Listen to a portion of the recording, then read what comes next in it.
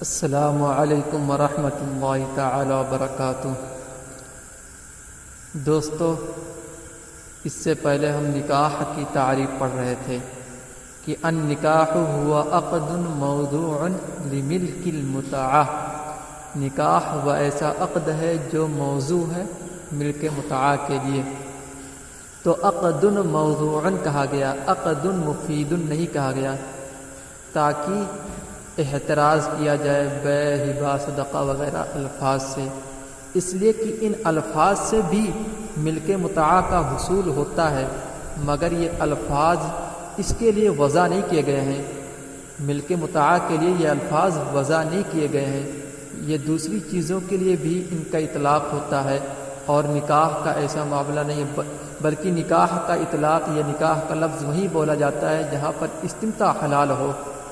جیسے غلام خریدنا ہو تو غلام سے نکاح نہیں ہو سکتا، اس لیے کہ استمتاع حلال نہیں ہے، لیکن بیع اس کی ہوتی ہے، اس کی خرید و فروخت ہو سکتی ہے۔ تو پتہ چلا بیع اس کے لیے خاص نہیں، موضوع نہیں ہے، بلکہ بیع وغیرہ الفاظ دوسری چیزوں کے لیے بھی استعمال ہوتا ہے، اور نکاح صرف اور صرف اسی کے لیے وضع کیا گیا ہے۔ اور نکاح کا لفظ جہاں استمتاع حلال ہو، جہاں ملک متعہ کا حصول ہو رہا ہو، صرف وہیں اس کا لفظ استعمال کیا جائے گا، اس لفظ کا اطلاق کیا جا سکتا ہے۔ پھر ہم نے پڑھا تھا کہ نکاح منعقد ہوتا ہے ایجاب و قبول سے۔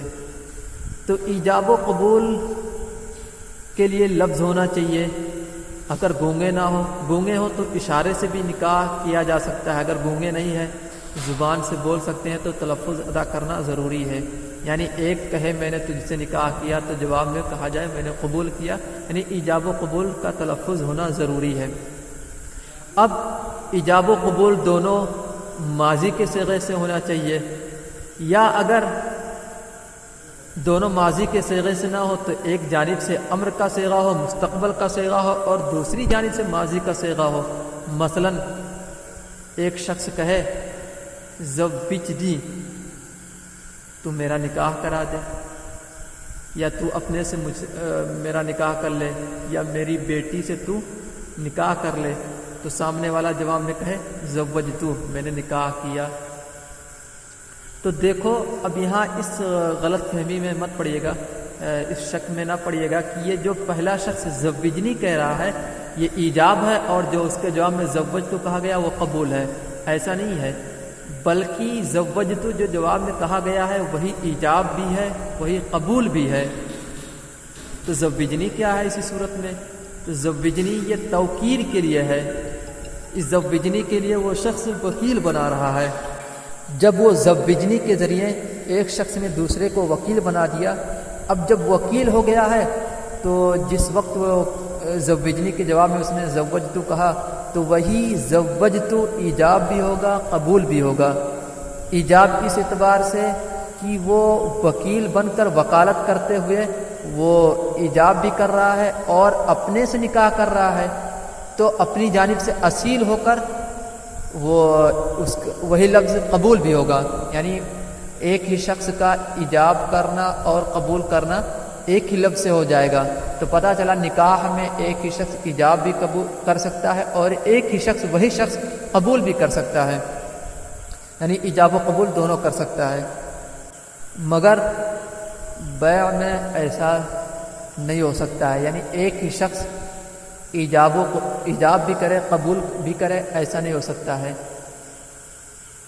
اور نکاح میں ایک ہی شخص ایجاب بھی کر سکتا ہے، قبول بھی کر سکتا ہے۔ اس کی کئی صورتیں ہیں، انشاءاللہ اس کی مزید تفصیل آئے گی کہ ایک ہی شخص کب کب ایجاب کر سکتا ہے اور قبول کر سکتا ہے، یہ نکاح میں ہے۔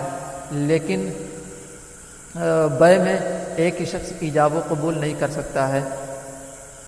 تو کیوں؟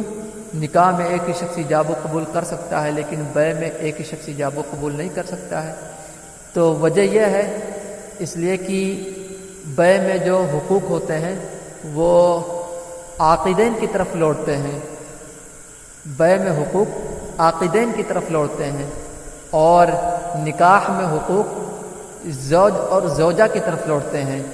تو اگر زوج نے کسی کو وکیل بنا دیا ہے تو وہ اگرچہ وکالت کرتے ہوئے ایجاب و قبول کرے لیکن پھر بھی تمام حقوق اسی زوج کی طرف لوٹیں گے۔ وکیل صرف اور صرف محض سفیر ہوگا، وہ سفیر کا کام کر رہا ہوگا اور اس کی کوئی حیثیت نہیں ہوگی، لیکن بیع میں ایسا نہیں ہوتا ہے۔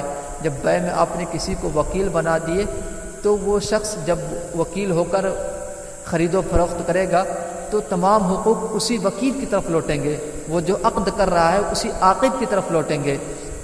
لہذا ایک ہی شخص بیع میں ایجاب و قبول نہیں کر سکتا ہے، ورنہ ایک ہی شخص کیا ہے مالک بھی ہوگا، مملوک بھی ہوگا، ایک ہی شخص مطالب بھی ہوگا اور مطالب بھی ہوگا، تو ایسا نہیں ہو سکتا۔ اور نکاح میں حقوق چونکہ زوجین کی طرف لوٹتے ہیں تو پھر ایک ہی شخص کیا ہے مطالب اور مطالب، اور پھر ایک ہی شخص مالک اور مملوک کا مسئلہ یہاں نہیں پیدا۔ وَإِنَّمَا قُلْنَا، اور ہم نے تعریف میں کہا ہے، کیا کہا ہے؟ عقد موضوع، عقد موضوع کا لفظ استعمال کیا ہے۔ کیوں موضوع کا لفظ استعمال کیا، مفید کا لفظ استعمال نہیں کیا؟ لِأَنَّ الْبَيْعَ وَالْهِبَةَ وَنَحْوَهَا يَثْبُتُ بِهِ ملک المتاع، اس لیے کہ بیع ہبہ وغیرہ سے ملک متاع کا ثبوت ہوتا ہے۔ ان الفاظ سے بھی ملک متاع کا ثبوت ہوتا ہے، جیسے کہ نکاح سے ملک متاع کا ثبوت ہوتا ہے، لیکن غیر موضوع لہ، لیکن یہ الفاظ اس کے لیے موضوع نہیں ہے، یعنی بیع ہبہ وغیرہ ملک متاع کے لیے موضوع نہیں ہے، صرف نکاح ہی اس کے لیے موضوع ہے۔ فلہذا یصح البیع ونحوہ فی محل لا یحل الاستمتاع فیہ بخلاف النکاح، اسی وجہ سے بیع وغیرہ ایسے محل میں درست ہے جہاں استمتاع حلال نہ ہو برخلاف نکاح کے، اور نکاح کا اطلاق وہیں پر درست ہوگا جہاں پر استمتاع حلال ہو، اور بیع وغیرہ کیا ہے جہاں استمتاع حلال نہ ہو وہاں بھی اس کا اطلاق ہو سکتا ہے۔ جیسے غلام خریدنا ہو تو غلام کو خریدا جا سکتا ہے، لیکن غلام سے استمتاع حلال نہیں ہے، اس لیے اس سے نکاح نہیں ہو سکتا ہے۔ نکاح صرف اسی سے ہو سکتا ہے جس سے کیا ہے استمتاع حلال ہو۔ پھر آگے دیکھیے متن کی عبارت، ماتن علیہ رحمہ فرماتے ہوا ینعقد بإیجاب وقبول لفظہما ماض کزوجت وتزوجت او ماض ومستقبل کزوجنی فقال زوجت وان لم نعلم معناہما، تو کہہ رہے ہیں نکاح منعقد ہوگا ایجاب و قبول سے لفظہما، اور ان دونوں کا لفظ کا صیغہ لا کر ہی بتانا چاہتے ہیں کہ ان کا تلفظ ہونا چاہیے، کتابت کے ذریعے نکاح، تحریر کے ذریعے نکاح منعقد نہیں ہو سکتا ہے۔ تو ان دونوں کا لفظ ایجاب و قبول کا لفظ ماضی ہو جیسے زوجتو یا تزوجتو، ہاں، یا ایک ماضی ہو اور دوسرا مستقبل ہو جیسے زوجنی، مستقبل کا صیغہ استعمال کیا، اس کے جواب میں پھر کہا فقال زوجتو، ماضی کا صیغہ استعمال کیا۔ وَإِن لَّمْ يَعْلَمْ لَمَا مَعْنَاهُمَا، اگرچہ ان دونوں کا معنی نہ جانتے ہوں، یعنی کہ یہ جو لفظ استعمال کیا جا رہا ہے، جو ایجاب و قبول کے الفاظ استعمال کیے جا رہے ہیں، اگرچہ وہ معنی نہ جانتے ہوں زوجین، پھر بھی نکاح منعقد ہو جائے گا۔ ہاں، اتنا ان کو پتہ ہونا چاہیے کہ ہاں بھائی ان الفاظ کے ذریعے نکاح منعقد ہو جاتا ہے، اگرچہ معنی نہ جانتے ہوں نکاح منعقد ہو جائے۔ الانعقاد هو الارتباط الشرعی المذکور، تو اوپر جو ارتباط کے بارے میں بار بار آپ نے پڑھا تھا ارتباط شرعی، تو کریں ارتباط شرعی کا معنی کیا ہے؟ انعقاد ہونا، یعنی نکاح منعقد ہو جانا۔ اور پھر جو مستقبل کا صیغہ استعمال کیا انہوں نے، مستقبل کا لفظ، اس کا معنی کیا ہے؟ تو کہہ رہے ہیں والمراد بالمستقبل الامر، مستقبل سے مراد امر ہے۔ وقوله زوجنی حذف مفعولہ نحو زوجنی بنتک او نفسک، تو کہہ رہے ہیں کہ جو متن میں عبارت ہے زوجنی، اس کے مفعول کو حذف کر دیا گیا ہے۔ اصل عبارت کیا ہے؟ زوجنی بنتک، تو اپنی بیٹی کا نکاح مجھ سے کرا دے، او نفسک، یا تو اپنے آپ سے میرا نکاح کر لے۔ اور پھر آگے دیکھیے وَعَلَمْ أَنَّ زَوِّجْنِي لَيْسَ فِي الْحَقِيقَةِ إِيجَابًا، تو جو ایک شخص نے کہا تھا، پہلے والے شخص نے کہا تھا زوجنی، وہ فی الحقیقہ ایجاب نہیں ہے، در حقیقت وہ ایجاب نہیں، بل ہوا توکیل، بلکہ وہ توکیل ہے، یعنی اس لفظ کے ذریعے وہ وکیل بنا رہا ہے سامنے والے کو۔ ثم قوله زوجت ایجاب و قبول، پھر جو اس کے جواب میں زوجت کہا گیا وہی ایجاب بھی ہے، وہی قبول بھی ہے۔ فإن الواحد يتولى طرف النکاح، اس لیے کہ ایک ہی شخص نکاح کے دونوں طرفوں کا متولی ہو سکتا ہے، یعنی ایک ہی شخص ایجاب بھی کر سکتا ہے اور قبول بھی کر سکتا ہے۔ بخلاف البیع، برخلاف بیع کے، اس لیے کہ بیع میں ایک ہی شخص دونوں طرفوں کو متولی نہیں ہو سکتا، یعنی ایک ہی شخص ایجاب و قبول دونوں نہیں کر سکتا ہے۔ فَإِنَّهُ اِذَا قَالَ، جب اس نے کہا، کسی شخص نے کہا بِعْنِي هَذَا الشَّيْء، مجھ سے اس چیز کو بیچ دے، تو فقال، تو اس کے جواب میں کہا بِعْتُ لَا يَنْعَقِدُ الْبَيْعُ، تو بیع منعقد نہیں ہوگی۔ کیوں نہیں ہوگی؟ اس لیے کہ ایک شخص نے بِعْنِي هَذَا الشَّيْء سے کیا ہے، وکیل بنا دیا ہے دوسرے شخص کو۔ میں نے کہا یہ شے بیچ دو، میں نے کسی سے کہا یہ شے بیچ دو، بِعْنِي هَذَا الشَّيْء، تو میں نے اس شخص کو وکیل بنا دیا ہے۔ اب اس نے جب کہا بِعْتُ، تو اس لفظ کے ذریعے نکاح منعقد نہیں ہوگا، کیونکہ وہ شخص اب وکیل ہے، تو اب میری جانب سے ایجاب کرے گا، اپنی جانب سے قبول کرے گا، تو ایک ہی شخص بیع میں ایجاب و قبول کر نہیں سکتا ہے، تو اس لیے کہتے ہیں لا ينعقد البیع، بیع منعقد نہیں ہوگا، الا ان یقول الاخر اشتریت، جب تک کہ دوسرا کہنا دے اشتریت، یعنی کہ جس کو آپ نے وکیل بنایا ہے وہ ایجاب کر رہا ہے، اب اس کے جواب میں دوسرا کوئی کہے اشتریت، میں نے خریدا، تب یہ قبول مانا جائے گا اور ایجاب و قبول دونوں پایا جائے گا اور پھر بیع منعقد ہوگی۔ فإن الواحد لا يتولى طرف البیع، اس لیے کہ ایک ہی شخص دونوں طرفوں کا، یعنی بیع کے دونوں طرفوں کا متولی نہیں ہو سکتا ہے، یعنی ایک ہی شخص ایجاب و قبول نہیں کر سکتا ہے۔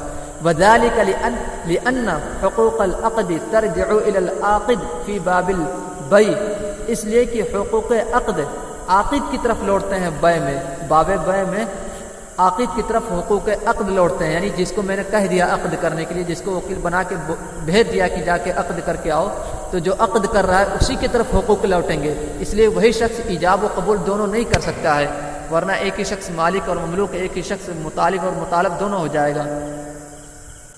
وَأَمَّا فِي النِّكَاحِ فَحُقُوقُهُ تَرْجِعُ إِلَى الزَّوْجِ وَالزَّوْجَةِ لَا إِلَى الْعَاقِدِ، اور نکاح میں جو حقوق ہوتے ہیں وہ زوج اور زوجہ کی طرف پلٹتے ہیں، نہ کہ عاقد کی طرف، یعنی میں نے کسی کو وکیل بنا دیا جا کے میرا نکاح کر لو، تو حقوق اس کی طرف نہیں پلٹیں گے بلکہ زوج اور زوجہ کی طرف، یعنی میری طرف پلٹیں گے۔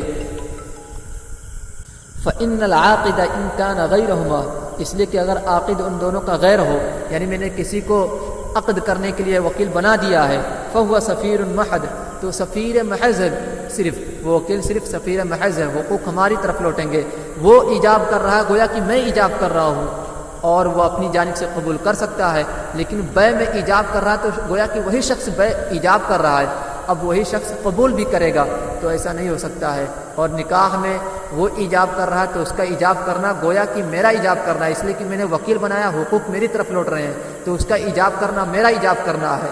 اب وہ خود سے نکاح کرنا چاہ رہا ہے تو خود وہ قبول بھی کر سکتا ہے، تو قبول کرنا اس کا ہوگا اور ایجاب کرنا میری جانب سے ہوگا، تو پتہ چلا ایک ہی شخص ایجاب و قبول کر سکتا ہے، اس لیے کہ حقوق زوجین کی طرف پلٹیں گے، اور بیع میں ایک ہی شخص ایجاب و قبول نہیں کر سکتا، اس لیے کہ حقوق عاقدین کی طرف پلٹتے ہیں۔ آگے کا مسئلہ یہ ہے کہ غائب کے صوبہ سے نکاح کیا تو اس کا حکم کیا ہے؟ مثلا کسی نے کہا دیا، اس کے جواب میں کہا قبول کیا، تو نکاح منعقد ہوگا کہ نہیں؟ اولاً چونکہ مصنف علیہ الرحمہ نے فارسی کے الفاظ یہاں پر استعمال کیے ہیں، یعنی ایک نے کہا داد دیا، دوسرے نے کہا پذیرفت قبول کیا، تو اس سے نکاح منعقد ہوگا کہ نہیں؟ تو یہ داد پہلے جان لیجئے داد ہے کیا؟ داد یہ دادن سے بنا ہے، ماضی فارسی آپ پڑھے ہیں تو دادن مصدر ہے اور داد ماضی کا صیغہ ہے۔ اب اس کی گردان بھی آپ کو یاد ہوگی، اگر میں گردان کروں تو اس طرح ہوگی، اس میں تثنیہ تو ہوتا نہیں ہے، صرف واحد اور جمع، جیسے اردو میں واحد اور جمع، عربی کا خاصہ ہے کہ اس میں تثنیہ بھی ہے، واحد تثنیہ جمع۔ تو دیکھیے داد واحد کا صیغہ ماضی کا ہے دادند، پھر اسے حاضر کا صیغہ دادی دادید جمع کا، پھر دادم دادیم متکلم کا واحد اور جمع کا صیغہ۔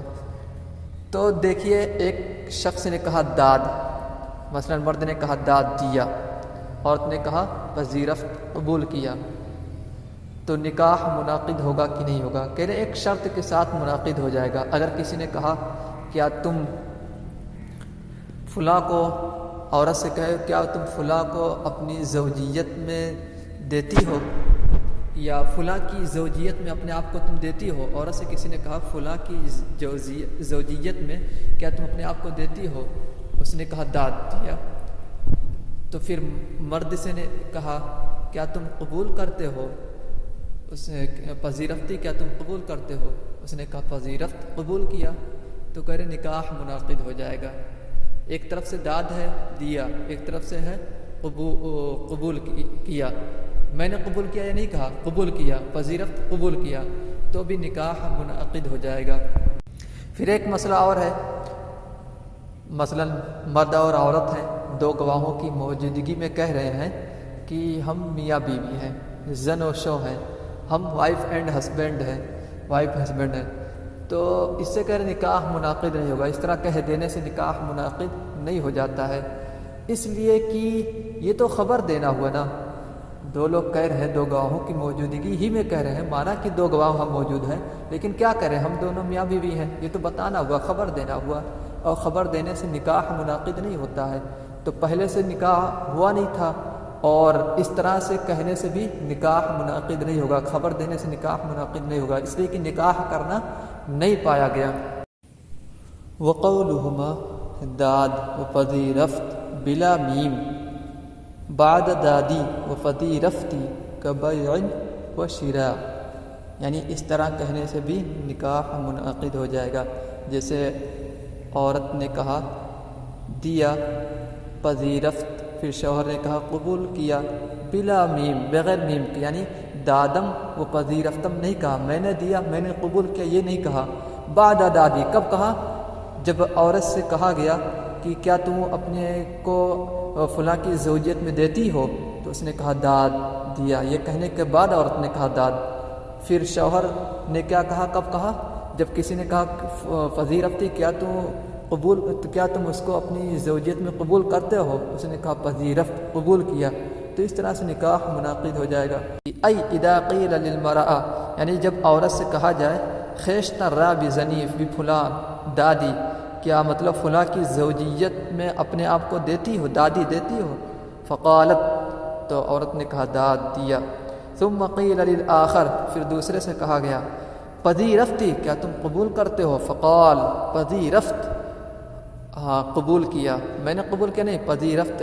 یہ پذیرفت نہ پڑھیے گا کہ مطلب متکلم کا صیغہ ہے، اور عربی کے اعتبار سے یہ فارسی ہے. پذیرفت ماضی کا صیغہ ہے. اس نے کہا قبول کیا، مرد نے کہا پذیرفت، قبول کیا، صرف اتنا کہا. بحذف المیم، میم کو حذف کر کے، یعنی پذیرفتم نہیں کہا، یعنی میں نے قبول کیا یہ نہیں کہا، صرف کہا قبول کیا. تو کہہ رہے ہیں یصیح النکاح، نکاح صحیح ہو جائے گا. کبیع و شراء، جیسے بیع و شراء میں ہوتا ہے. یعنی اذا قیل للبائع، جب بائع سے کہا جائے فروختی، کیا تم یہ سامان یا کچھ بھی تم یہ جو شے ہے بیچو گے، مجھ سے بیچتے ہو؟ فقال فروخت، اس نے کہا بیچا. ثم قیل للمشتری، پھر مشتری سے کہا گیا، اولاً بائع سے کہا گیا کیا تم بیچتے ہو؟ اس نے کہا بیچا. تو پھر مشتری سے کہا جائے گا کیا تم خریدتے ہو؟ فقال خرید، تو اس نے کیا کہا؟ خریدا. میں نے خریدا نہیں کہا، صرف خرید کہا، یعنی خریدا. یصیح البیع، تو کہہ رہے ہیں بیع صحیح ہو جائے گی. ہاں اگر دونوں اس طرح سے کہتے ہوں عند الشہود، گواہوں کی موجودگی میں، مازن و شویم، ہم کیا ہسبینڈ اور وائف ہیں، تو اس طرح کہنے سے نکاح منعقد نہیں ہوگا.